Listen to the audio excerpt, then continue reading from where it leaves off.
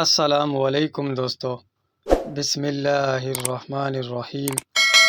ہم نبی کریم صلی اللہ علیہ وسلم کے ساتھ ایک سفر میں تھے کہ ہم رات بھر چلتے رہے، اور جب رات کا آخری حصہ آیا تو ہم نے پڑاؤ ڈالا، اور مسافر کے لیے اس وقت کے پڑاؤ سے زیادہ مرغوب اور کوئی چیز نہیں ہوتی۔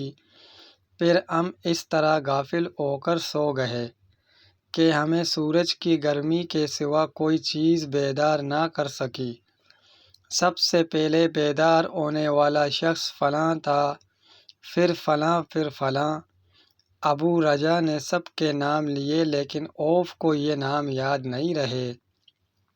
پھر چوتھے نمبر پر جاگنے والا حضرت عمر بن خطاب رضی اللہ تعالیٰ عنہ تھے، اور جب نبی کریم صلی اللہ علیہ وسلم آرام فرماتے تو ہم آپ کو جگاتے نہیں تھے، یہاں تک کہ آپ خود بخود بیدار ہو، کیونکہ ہمیں کچھ معلوم نہیں ہوتا کہ آپ پر خواب میں کیا تازہ وحی آتی ہے۔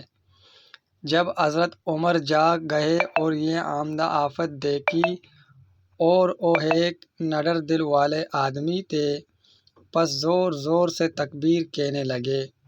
اسی طرح آواز بلند آپ اس وقت تک تکبیر کہتے رہے جب تک کہ نبی کریم صلی اللہ علیہ وسلم ان کی آواز سے بیدار نہ ہو گئے۔ دوستو، اگر ویڈیو اچھی لگی تو لائک کریں، چینل کو سبسکرائب کر لیں۔